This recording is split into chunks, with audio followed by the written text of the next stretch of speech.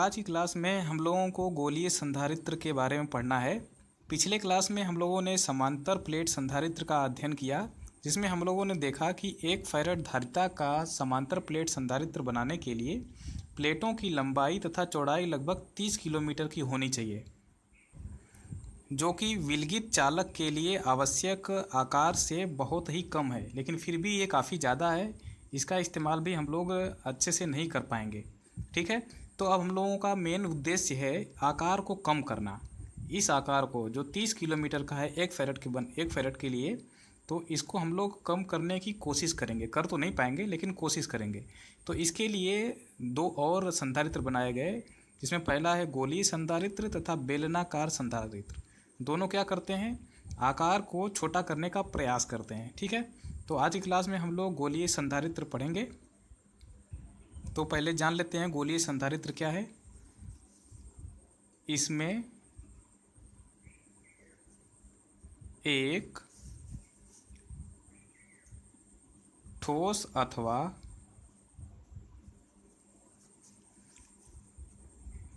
खोखला चालक गोला एक संकेंद्रीय को इंग्लिश में कहते हैं कॉन्सेंट्रिक। इसका मतलब होता है ये 2 गोले रहेंगे ना, पहले पूरा लिख लेते हैं। संकेंद्रीय खोखले गोलीय चालक से घिरा होता है। ओके, तो कहा गया कि एक ठोस रहे या खोखला रहे, एक गोलीय चालक हो और उसके ऊपर एक और खोखला गोला लगा दिया जाए। ध्यान रखिएगा, पहला वाला गोला कैसा हो सकता है? ठोस अथवा खोखला हो सकता है, लेकिन दूसरा हमेशा खोखला ही रहेगा। ठीक है, तो और दोनों गोलों को ऐसे रखना है कि दोनों का केंद्र एक ही जगह हो, उसी को कहते हैं संकेंद्री। ठीक है, अभी फिगर बनाएंगे तो क्लियर हो जाएगा। तो बना ही लेते हैं कि मतलब एक ठोस अथवा खोखला गोला है, लेकिन हम लोग अंदर वाले को भी एक खोखला गोला ही लेंगे। याद रखिएगा, हम वृत्ताकार बना रहे हैं, लेकिन है ये गोलाकार। गोलाकार कैसा होता है? 3 डायमेंशनल, और वृत्ताकार क्या होता है? 2 डायमेंशनल। ये 3 डायमेंशनल है। ठीक है, तो एक खोखला गोला अंदर है, ये घिरा हुआ है दूसरे खोखले गोले से। ओके,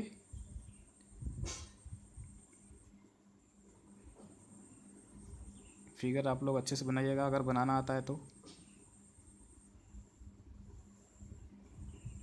ये समांतर प्लेट संधारित्र का ही दूसरा रूप है, मॉडिफाइड रूप।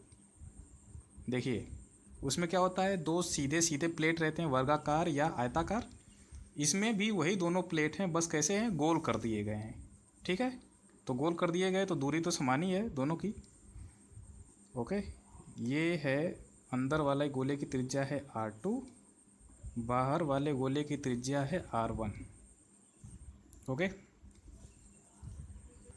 तो अब आप लोगों को गोलीय संधारित्र की बनावट के बारे में कोई कन्फ्यूज़न नहीं होना चाहिए। ठीक है, तो आगे लिखते हैं हम लोग। चित्र में एक गोलीय संधारित्र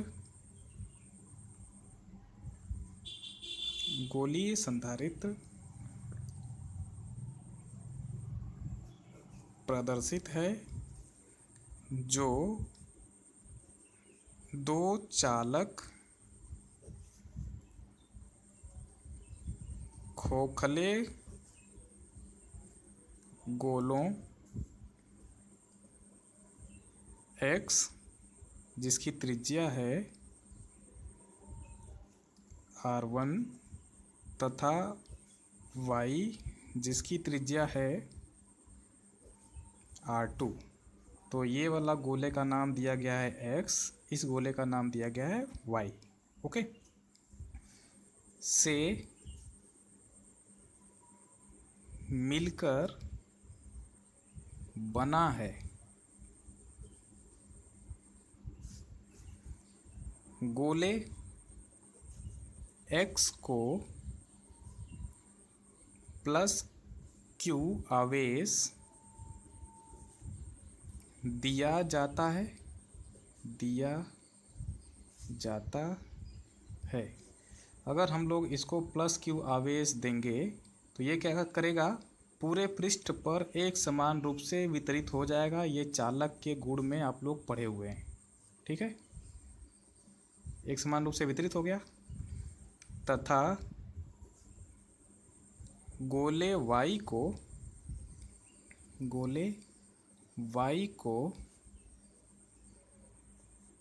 पृथ्वी से संबंधित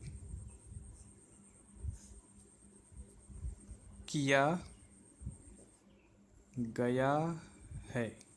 इसको पृथ्वी से संबंधित किया गया, ग्राउंडेड किया गया है, लेकिन इसको ग्राउंडेड को दिखाना यहाँ पे संभव नहीं है, ठीक है, तो नहीं दिखाया जा रहा है।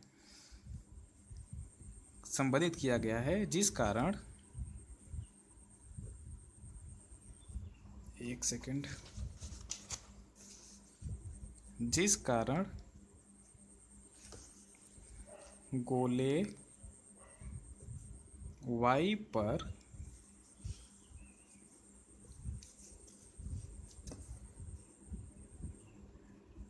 प्रेरण के कारण माइनस q आवेश प्रेरित हो जाता है, ठीक है। क्या हुआ, हमने प्लस q दिया तो इस पे प्रेरण के कारण माइनस q आवेश अपने आप ही आ जाएगा, ठीक है। और जब ये माइनस q हो गया तो विद्युत क्षेत्र इन दोनों के बीच में इधर से इधर की तरफ लंबवत होंगे, और ये सब आपको पता है, ठीक है। तो यही पुराना काम, जैसे समांतर प्लेट संधारित्र में हम लोगों ने पहले क्या किया था, विद्युत क्षेत्र ज्ञात किया था, इसके बाद विद्युत विभव पता चल गया था। वही काम इसमें भी हम लोग सेम करेंगे, लेकिन यहाँ पे थोड़ी सी स्थिति अलग है। यहाँ पे गोलीय चालक है और यहाँ पे एक समान वितरण है आवेश का, कंटिन्यूअस डिस्ट्रीब्यूशन है, सतत वितरण है। और जब सतत वितरण होता है तो उस अवस्था में विद्युत क्षेत्र ज्ञात करने का केवल एक ही तरीका है, गास का नियम आप लोगों ने पढ़ा है, ठीक है। तो क्या करेंगे, हम लोगों को इन दोनों प्लेटों के मध्य, प्लेट नहीं है, गोलीय चालक हैं, गोलीय चालकों के मध्य विद्युत क्षेत्र ज्ञात करना पड़ेगा, तभी तो हमको इसकी धारिता पता चलेगी। विद्युत विभव पहले पता चलेगा तभी तो। आप लोगों को बताया गया है कि C बराबर Q अपान V। Q तो पता चल गया है, जैसे ही V हमको पता चलेगा हमको धारिता पता चल जाएगी, ठीक। तो हमको उसके लिए सबसे पहले इलेक्ट्रिक फील्ड पता करना पड़ेगा, और उसको पता करने के लिए गास के नियम से इसके बीच में हम लोगों को विद्युत क्षेत्र पता करना पड़ेगा कितना है, ठीक। तो गास का नियम कैसे अप्लाई करेंगे, दोनों गोलों के मध्य वैद्युत क्षेत्र या विद्युत क्षेत्र ज्ञात करने के लिए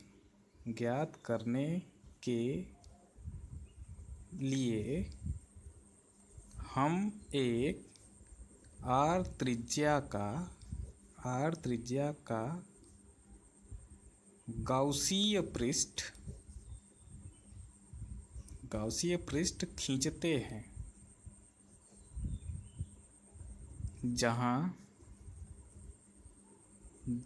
जो r होगा वो r1 से छोटा होगा और r2 से बड़ा होगा।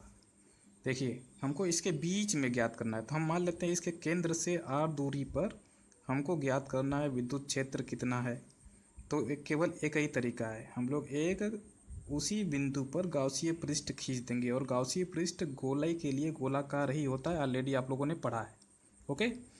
तो r क्या है, r1 से तो छोटा ही है लेकिन r2 से बड़ा है, तो यहाँ पे लिख दिया गया है ना।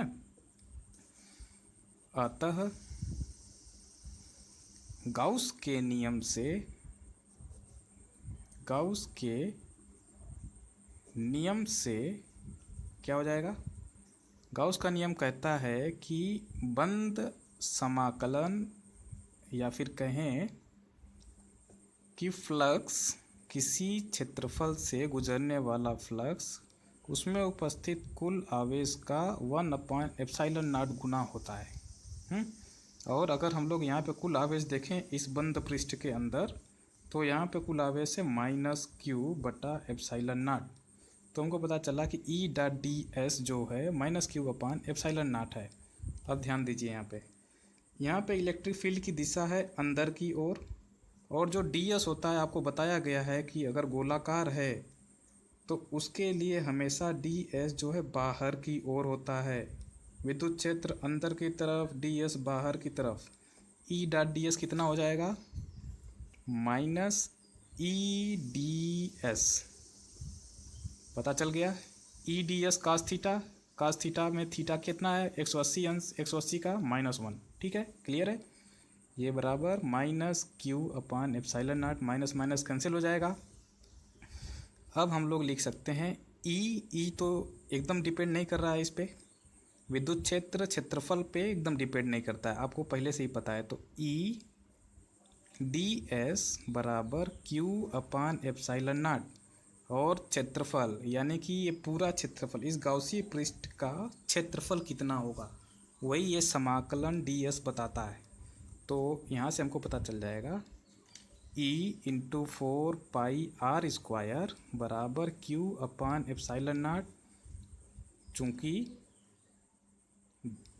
समाकलन ds का यहाँ पे मिलेगा 4πr², क्योंकि गोले का वक्र पृष्ठ या गोले का क्षेत्रफल 4πr² होता है। ठीक है ना? और ये आपको पता है कि ds क्या है? अनुप्रस्थ काट का क्षेत्रफल है। अनुप्रस्थ काट का क्षेत्रफल हमेशा गोले के लिए बाहर की दिशा में, केंद्र से बाहर की दिशा में दर्शाया जाता है। उम्मीद है आप लोगों को क्लियर होगा। जिसको क्लियर नहीं है पूरा लेक्चर फिर से देखना पड़ेगा, ये वाला नहीं, स्टार्टिंग से, लेक्चर L1 से। ठीक है, तो हम लोग यहाँ पर आगे बढ़ेंगे इसका इस्तेमाल करके। तो यहाँ से हमको पता चल गया कि जो विद्युत क्षेत्र होगा उन दोनों गोलीय चालकों के मध्य वो मिलेगा E बराबर 1/4πε0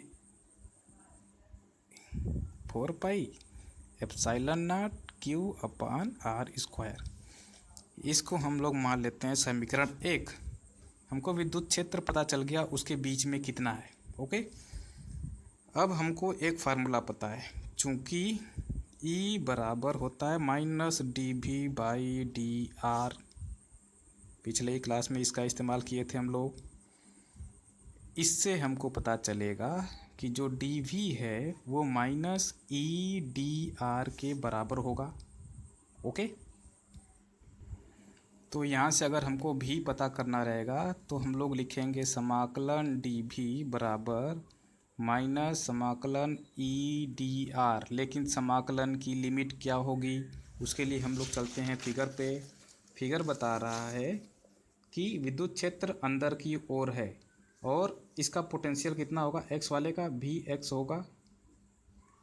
इस गोली चालक पे विद्युत विभव कितना होगा? Vx हम मान लेते हैं, केवल ऐसे ही, इसकी ज़रूरत पड़ेगी भी नहीं। इसको मान लेते हैं Vy।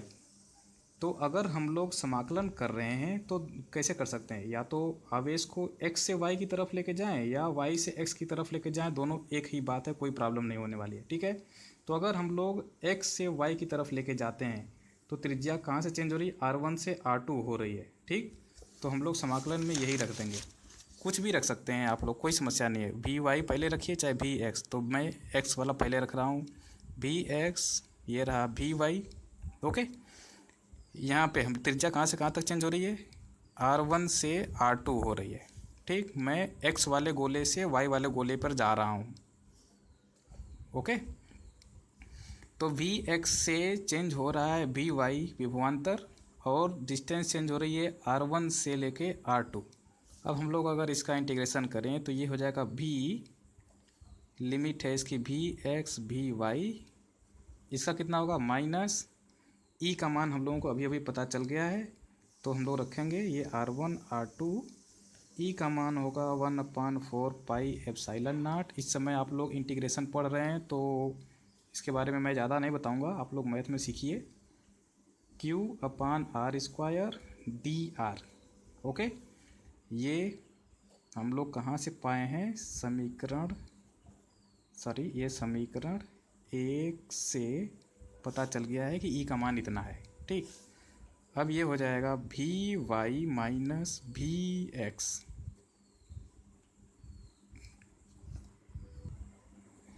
Vy माइनस Vx हो जाएगा और ये हमको बराबर मिल जाएगा minus Q/4 pi epsilon not. ये तो कॉमन हो जाएगा, बाहर निकल जाएगा क्योंकि ये नियतांक है। तो इंटीग्रेशन होगा r1 से r2 1/r² dr का, और ये इंटीग्रेशन करने की आप लोगों को आदत हो चुकी है। तो Vy माइनस Vx को हम लोग लिख सकते हैं minus Q/4 pi epsilon not. ये कितना हो जाएगा, -1/r, और उसकी लिमिट है r1 से r2। ठीक, इंटीग्रेशन हो गया। अब इस माइनस को हम लोग इधर भेज देते हैं, इधर भी इस्तेमाल करेंगे तो कोई दिक्कत नहीं है, हम लोग इसको इधर भेज देते हैं। तो ये हो जाएगा Vx माइनस Vy, जो कि विभवांतर है। विभवांतर को हम लोग V से दर्शाते हैं, डेल्टा V से दर्शाना चाहिए लेकिन V से ही दर्शाते हैं। ठीक है, तो उसमें कंफ्यूज नहीं होना है। V ये बराबर हो जाएगा Q/4 pi epsilon not minus 1/r2 minus minus plus 1/r1। Okay, अब आगे बढ़ते हैं। तो यहाँ से हमको मिलेगा Vx माइनस Vy बराबर Q/4 पाई एप्सिलॉन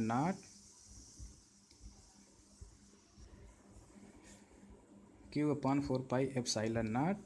ये हो जाएगा, नीचे से हम लोग r1 r2 कॉमन ले सकते हैं, और r1 r2 अगर नीचे ले लिया तो ऊपर आ जाएगा r2 माइनस r1। ओके, अब देखिए यहाँ पे एक प्रॉब्लम आएगी कि r2 r1 से छोटा है, यानी कि Vx माइनस Vy ऋणात्मक हो जाएगा। और अगर ऋणात्मक हो जाएगा तो धारिता में C बराबर Q/V हम लोग रखेंगे तो धारिता भी ऋणात्मक आ जाएगी, और ऋणात्मक धारिता का कोई मतलब नहीं है, यानी कि हमको इसको धनात्मक बनाना पड़ेगा। इसीलिए मैंने इस माइनस को पहले ही इधर भेज दिया था आप लोगों को यही समझाने के लिए। तो अब यहाँ से आपको पता चला कि ऋणात्मक हो गया, तो हम लोग क्या करेंगे, इसको इधर भेजेंगे ही नहीं, आप लोग सीधे इस्तेमाल कर लीजिएगा। यहीं पे मैंने आप लोगों को बताने के लिए इधर भेज दिया था, जिससे ये ऋणात्मक हो गया है, और ऋणात्मक रखेंगे तो धारिता ऋणात्मक हो जाएगी, जो कि नहीं होना चाहिए। ठीक है, धारिता कभी भी ऋणात्मक नहीं हो सकती, क्योंकि उसमें आवेश, किसी भी चालक में आवेश को धारण करने की क्षमता होती ही होती है, तो ये ऋणात्मक नहीं हो सकता। ठीक, तो हम लोग क्या करेंगे, विभवांतर को हमेशा धनात्मक रखेंगे। ओके, तो और आप लोगों को पता ही है, चाहे Vx माइनस Vy करें, चाहे Vy माइनस Vx करें, परिमाण विभवांतर का बराबर होगा। तो हम लोगों को वही परिमाण ही इस्तेमाल करना है। ठीक, तो उम्मीद है आप लोगों को ये बातें समझ में आई होंगी। तो हम लोग क्या करेंगे, इसको यहाँ से हटा देंगे, ये Vx माइनस Vy बराबर हो जाएगा इतना, Vx माइनस Vy फिर इतना हो जाएगा, जहाँ से हमको पता चलेगा कि ये ऋणात्मक क्वांटिटी है। तो हम लोग लिख सकते हैं जो विभवांतर V है, अर्थात V बराबर Vy माइनस Vx बराबर होगा Q/4 पाई एप्सिलॉन नॉट। एक माइनस इधर आया है, तो माइनस आने के बाद ये हो जाएगा r1 माइनस r2 बटा r1 r2। तो हमको विभवांतर पता चल गया कि दोनों गोलीय चालकों के मध्य इतना विभवांतर है। अब जब ये पता चल गया तो अब हम लोग बड़े आराम से धारिता पता कर सकते हैं। एक बात और यहाँ पे बताना छूट गया है कि हम लोगों ने ये निर्वात के लिए इस्तेमाल किया है, तो यहाँ पर लिख देंगे निर्वात अथवा वायु के लिए। तो मैं निर्वात के लिए लिख देता हूँ। निर्वात के लिए गाउस का नियम Q/ε0 होता है, अगर निर्वात नहीं है तो K/ε0 हो जाएगा। ठीक है, तो अब हम लोग आगे आते हैं। अतः गोलीय संधारित्र की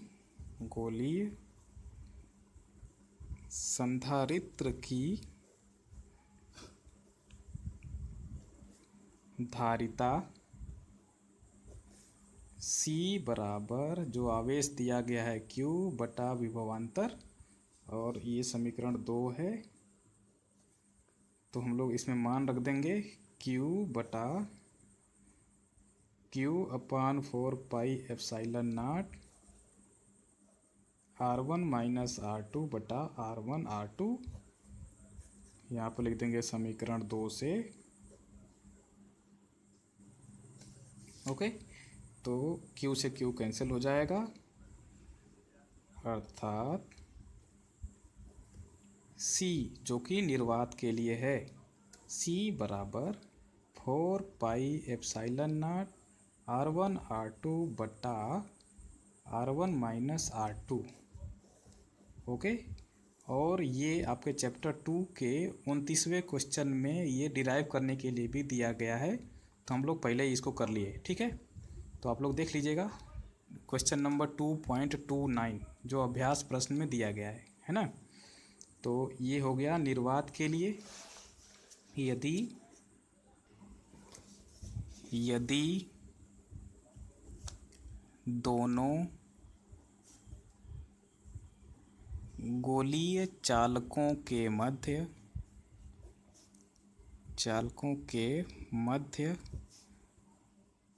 के परावैद्युतांक का माध्यम हो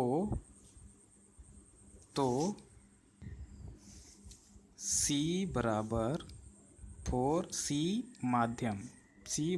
4 पाई के epsilon not R1 R2 upon R1 minus R2। Okay, और हम लोगों को इस गोलीय संधारित्र के लिए साइज का मान नहीं निकालना है कि इसका आकार कितना बड़ा होगा या कितना छोटा होगा, तो हम लोगों को केवल इस मामले में हम लोगों को धारिता निकाल करके ही छोड़ देना था। ठीक है, तो हम लोगों को पता चल गया कि अगर हम लोग आकार को छोटा करने का प्रयास करें तो गोलीय संधारित्र केस में जो धारिता होगी वो इतनी आ जाएगी। ओके, अब हमारा अगला और लास्ट संधारित्र है बेलनाकार संधारित्र।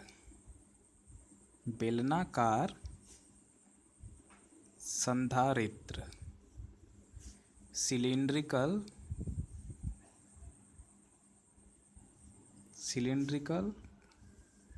कैपेसिटर। ओके, यहाँ से हम लोग देख सकते हैं कि जो C है, मतलब जो धारिता है गोलीय संधारित्र की, वो प्रोपोर्शनल है 1/R1 माइनस R2 के। ठीक है, इसका मतलब है कि R1 माइनस R2 जितना ही कम होगा ये धारिता उतनी ही ज़्यादा होगी, क्योंकि इन्वर्सली प्रोपोर्शनल है। ठीक है, तो इसका मतलब ये हुआ कि हम लोग जो दोनों गोले लिए हुए हैं धातु के या चालक के, उन दोनों की त्रिज्याएं लगभग अगर हम लोग समान कर दें तो इसकी धारिता बहुत बढ़ जाएगी। और यही तो हमारा काम है कि हम लोगों को धारिता बढ़ानी है ना। और यहाँ पे आप लोगों के लिए एक होमवर्क भी है, जैसे कि हम लोगों ने यहाँ पे जो गोला Y है उसको हम लोगों ने पृथ्वी से संबंधित किया था। तो आप लोग क्या करिएगा, इसको आप लोग धन आवेश दीजिएगा और इस गोले X को पृथ्वी से संबंधित करके धारिता का सूत्र पता करने की कोशिश करिएगा। और इसमें आप लोग देखेंगे कि चाहे हम लोग किसी भी गोले को पृथ्वी से संबंधित करें, दोनों ही अवस्था में हम लोगों को धारिता का फार्मूला यही मिलेगा। अगर नहीं मिलता है तो इसका मतलब आप लोग गलत कर रहे हैं। तो ये आप लोग अपने से करके देख लीजिएगा, क्योंकि हो सकता है कि एग्ज़ाम में सीधे सीधे क्वेश्चन कर दे कि आप 2 गोले लीजिए, बाहर वाले को पृथ्वी से संबंधित करिए और अंदर वाले पे +Q आवेश दीजिए और बताइए कि धारिता कितनी होगी। ठीक है, बात समझ में आ गई। तो अब हम लोग बढ़ते हैं बेलनाकार संधारित्र की ओर। इसमें एक ठोस अथवा खोखला बेलनाकार चालक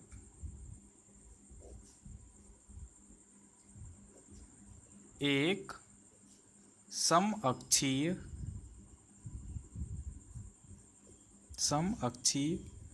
जिसको कि इंग्लिश में कहते हैं कोएक्सियल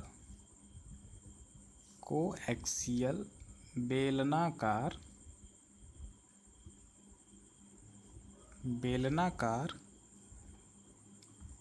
तथा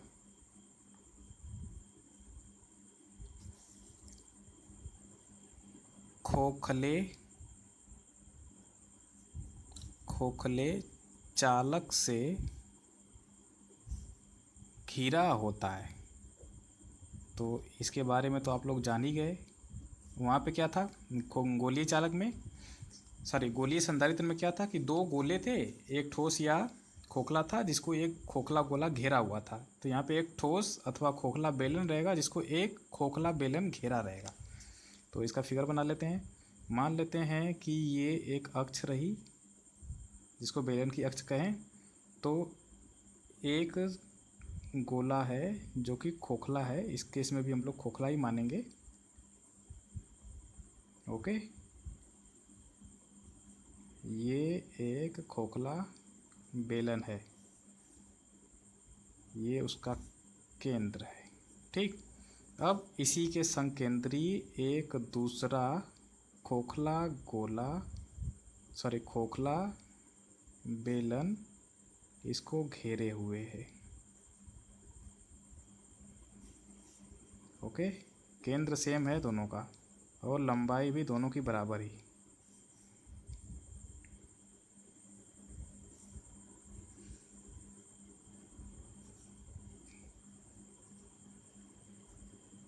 ओके, दोनों का केंद्र समान। बाहर वाले बड़े बेलन की त्रिज्या है R1 और इसका नाम भी हम लोग X रखेंगे। अंदर वाले की त्रिज्या है R2, इसको हम लोग Y कहेंगे। ठीक है, तो इसके बारे में भी हम लोग पहले लिख लेते हैं। चित्र में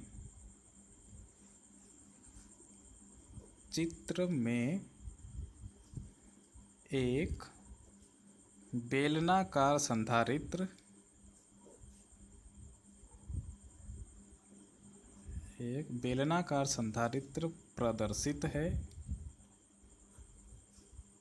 प्रदर्शित है जो दो खोखले बेलनाकार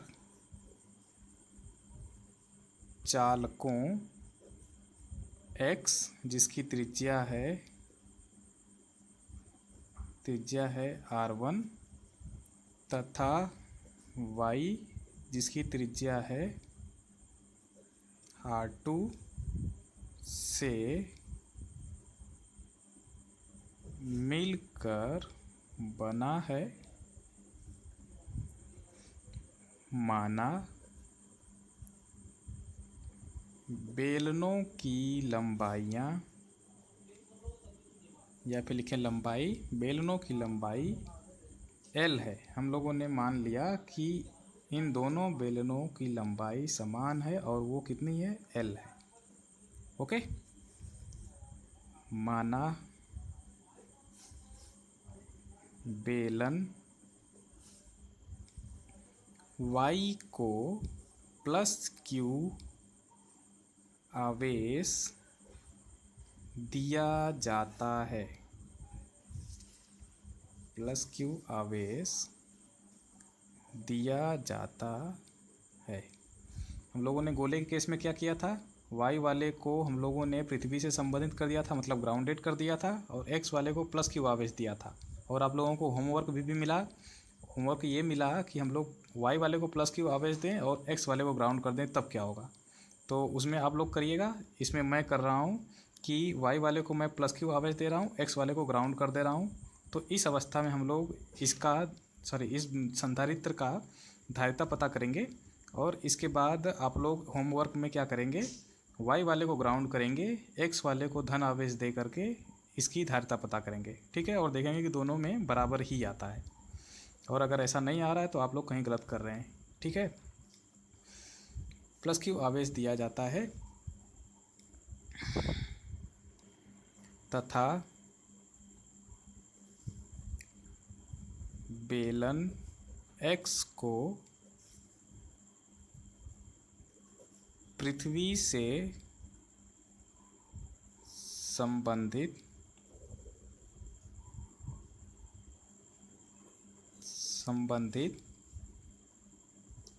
किया गया है, और इस बात को यहाँ पे दिखाया नहीं जा रहा है। आप दिखा भी सकते हैं, कोई प्रॉब्लम नहीं है। ठीक है, किया गया है, जिस कारण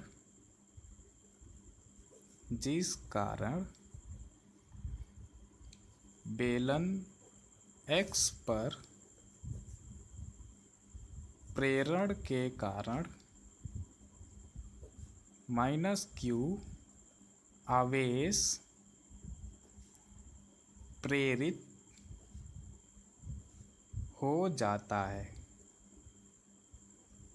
ओके, तो इस केस में भी हम लोग वही काम करेंगे कि इन दोनों बेलनों के मध्य अगर हम लोग विद्युत क्षेत्र पता कर लेंगे तो हमको पता चल जाएगा कि कितना विद्युत विभव है यहाँ पे, और जैसे ही विद्युत विभव पता चलेगा हम लोगों को धारिता पता चल जाएगी। ठीक है, तो क्या करेंगे, दोनों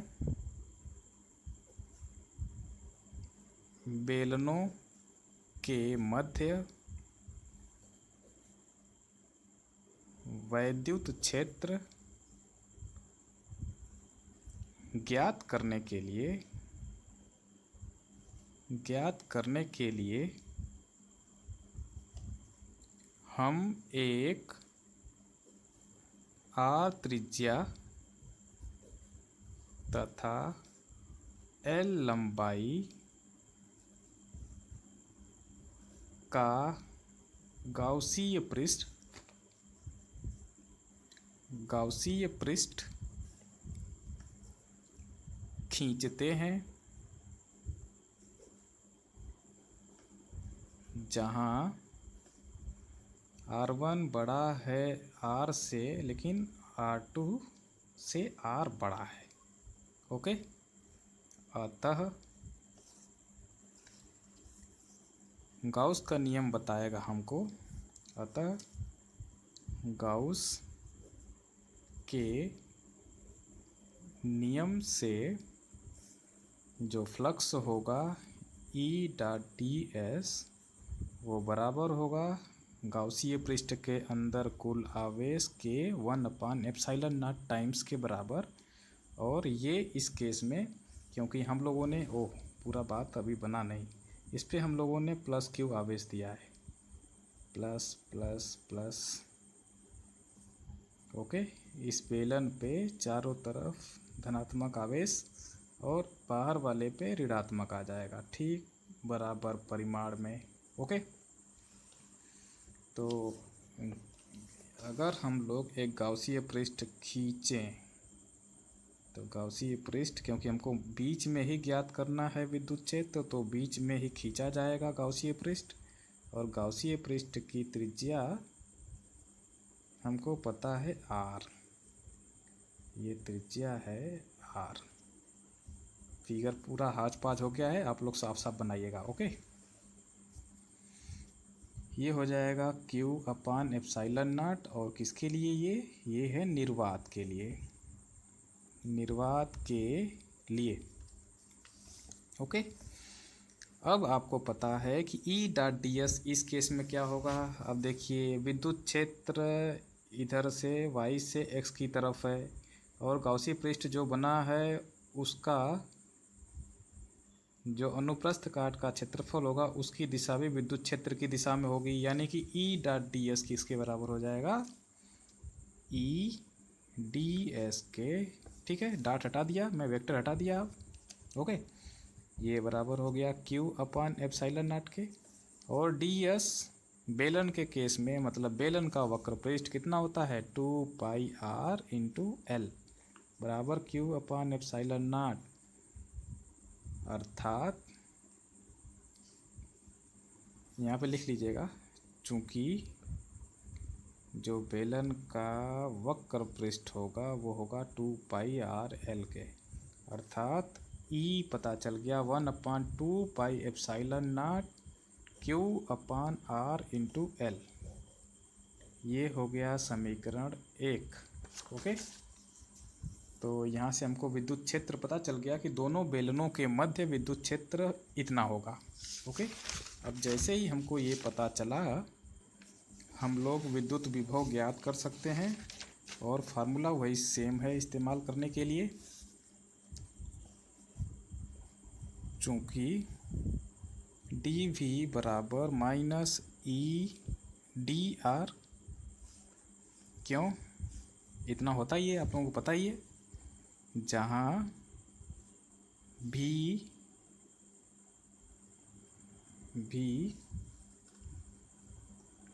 इसको लिखने की ज़रूरत नहीं, सबको पता है विभवांतर है, ठीक है ना। तो चूँकि टी वी बराबर minus E dot D R, तो अगर हम लोग चलें अंदर वाले पृष्ठ बाहर वाले पृष्ठ से अंदर वाले पृष्ठ की ओर, तो हम लोगों को विभव परिवर्तन मिलेगा वी एक्स से वी वाई, तो टी वी का इंटीग्रेशन इतना हो जाएगा, और ये माइनस जब हम लोग बाहर से अंदर की तरफ चल रहे हैं, देखिए बाहर वाले पृष्ठ पर वी एक्स विभव है, दूसरे वाले पे बेलन पे वी वाई है विभव, और हम लोग बाहर वाले की त्रिज्या जानते हैं R1 है, अंदर वाले की R2, यानी कि त्रिज्या परिवर्तन हो रहा है R1 से R2, विभव परिवर्तन हो रहा है Vx से Vy, त्रिज्या परिवर्तन हो रही है R1 से R2, और ये EDR। ओके, सारे मान रख दीजिए, ये हो जाएगा Vy, अब मैं पूरा नहीं लिखूँगा, आप लोग जान गए हैं, Vy माइनस Vx, ये हो जाएगा, ये बराबर आएगा माइनस ई का मान हम लोगों को मिल गया है, ये R1 से R2 1/2 epsilon naught Q upon R L, ये मिला ई का मान, डी आर यहाँ पे लिख दीजिए समीकरण 1 से, ठीक है, समीकरण 1 से इतना मिला है, अर्थात इस बार माइनस इधर नहीं भेजेंगे, ठीक है, नहीं तो फिर से वही प्रॉब्लम आएगी कि त्रिज्या जो है बड़ी छोटी और ऋणात्मक आने लगेगा। तो इसको हम लोग लिख देंगे विभवांतर V बराबर माइनस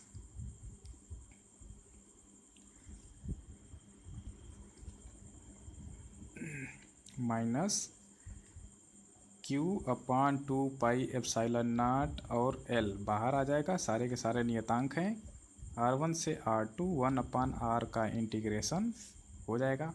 ओके, यहाँ पे लिख सकते हैं जहाँ V Y minus V X बराबर V बराबर विभवांतर, लेकिन किसका विभवांतर, दोनों बेलनाकार चालकों के मध्य विभवांतर, ठीक है।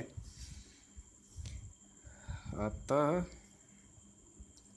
V बराबर minus Q upon 2 epsilon not L 1/r का इंटीग्रेशन अगर आप लोगों ने पढ़ा है तो वो होता है ln r, R1 से R2। एक बात ध्यान रखेंगे, log बेस e को हम लोग ln लिखते हैं, ln इसको नहीं लिखूँगा, ln जो है log है, log किसका बेस e रहेगा तो उसको ln लिखते हैं, ठीक है, शॉर्टकट में आप लोग भी लिख सकते हैं, लेकिन log का अगर बेस 10 रहेगा तो गलती से भी ln मत लिखिएगा, नहीं तो गलत हो जाएगा। ओके, तो ये हो जाएगा ln r, अथवा V बराबर minus Q upon 2 epsilon not L, ये हो जाएगा ln r2 minus ln r1, और आप लोगों ने पढ़ा है log a minus log b बराबर होता है log a अपान b, तो हम लोग वही फार्मूला इस्तेमाल करेंगे, अथवा पहले माइनस को अंदर भेज देते हैं, v बराबर q upon 2 epsilon not L, इसको अंदर भेजेंगे तो हो जाएगा ln_r1 माइनस ln_r2, जिसको हम लोग लिख सकते हैं ln_r1/r2। ओके, अगर हम लोग माइनस को उधर भेज देते तो ये हो जाता r2/r1, और ये 1 से छोटा हो जाता तो ये ऋणात्मक मान आने लगता, सब गलत होने लगता। ओके, तो यानी कि r1 जो है बड़ा वाला त्रिज्या है, बड़े वाले त्रिज्या को ऊपर रखना है। ठीक, तो ये बातें ध्यान रखिएगा। अब हमको मिल गया है विभव, ये हो गया समीकरण नंबर 2। ओके, अतः बेलनाकार संधारित्र की धारिता C बराबर Q/V बराबर Q/2πε0L ln_r1/r2। यहाँ पे लिखेंगे समीकरण 2 से Q से Q कट जाएगा, अर्थात C बराबर 2πε0L और बटा ln_r1/r2 मिल गया। ये हो गया धारिता। अगर हम लोग इसको बेस 10 में बदलें तो ये हो जाएगा 2πε0L बटा 2.303 log बेस 10। देखिए अब log बेस 10 में बदल दिए हैं तो ln नहीं लिखेंगे, log लिखेंगे। ठीक है, या फिर इसको भी log बेस e लिखिए, तो ये हो गया r1/r2। ओके, उम्मीद है आप लोगों को क्लियर होगी सारी बातें। तो अब हम लोग करेंगे क्या, यदि दोनों बेलनाकार चालकों के मध्य के परावैद्युतांक का माध्यम हो तो C माध्यम के लिए हो जाएगा 2πk∈2.303 log बेस 10 पे r1/r2। ओके, ये हो गया बेलनाकार संधारित्र की धारिता। और आज की क्लास में बस इतना ही। आप लोग इसको अच्छे से पढ़ के समझ लीजिएगा, और जो आपको होमवर्क दिया गया है वो आप लोग करिएगा। होमवर्क में आप लोगों को ये दिया गया है कि मैंने यहाँ पे आप लोगों को बताया है कि हम लोगों ने x को ग्राउंडेड किया हुआ है और y को हम लोगों ने +q आवेश दिया हुआ है। तो आप लोग क्या करेंगे, y को ग्राउंडेड करेंगे और x को +q चार्ज देंगे, और उसके लिए इस बेलनाकार संधारित्र की धारिता की गणना करेंगे। ओके, और दूसरा होमवर्क इस गोलीय चालक के लिए था, गोलीय संधारित्र के लिए था, जिसमें हम लोगों ने y वाले गोले को हम लोगों ने ग्राउंडेड किया हुआ है और x वाले को हम लोगों ने +q आवेश दिया है। तो आप लोग क्या करेंगे, x वाले को ग्राउंडेड करेंगे और y वाले को +q आवेश देंगे, और उस स्थिति में इस गोलीय संधारित्र की धारिता की गणना करेंगे, और ये वेरीफाई करेंगे कि दोनों कंडीशन में इसी के बराबर आता है, जहाँ पे r1 जो है बड़े वाले गोले की त्रिज्या है और r2 जो है छोटे वाले गोले की त्रिज्या है। और इस फार्मूले में जो r1 है वो बड़े त्रिज्या वाले बेलन की त्रिज्या है, और r2 जो है छोटे त्रिज्या वाले बेलन की त्रिज्या है। ठीक, तो करके देखिएगा, आ जाएगा तो ठीक है, नहीं आएगा तो भी तब तो और बढ़िया ही है, कुछ नहीं करना रहेगा। और इस फार्मूले पे आप लोगों को एक क्वेश्चन भी दिया गया है। तो अगर आप लोग देखेंगे 2.32 एक्सरसाइज का क्वेश्चन नंबर 2.32, तो आप लोग पाएंगे कि इसी फार्मूले पे बेस्ड है वो, तो आप लोग उसको भी कर लीजिएगा। ओके, ठीक है, बाय।